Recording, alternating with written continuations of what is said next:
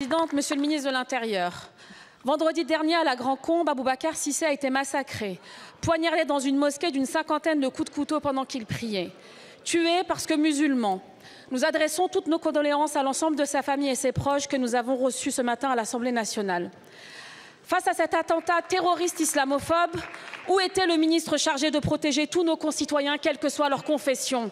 Car il aura fallu attendre 2 jours pour réagir, 2 jours pour vous déplacer, non pas sur les lieux du crime, non pas auprès de la famille, mais enfermé à la sous-préfecture d'Alès, loin des regards, loin du réel. Et lorsque vous avez enfin pris la parole, vous n'avez même pas été capable de prononcer son nom. Vous avez parlé d'un individu, comme on efface, comme on balaie, comme on piétine une dignité. Boubacar Cissé n'était pas un simple individu, c'était un jeune homme, un citoyen, c'était un enfant de la République.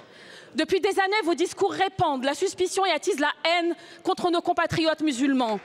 Vous n'avez cessé de les dénigrer quand vous avez osé dire qu'ils régressaient vers leurs origines ethniques, que vous avez présenté le voile comme un étendard islamiste, que vous avez stigmatisé leur foi comme un danger pour la France et que vous avez même proposé d'interdire aux mères voilées d'accompagner leurs enfants en sortie scolaire.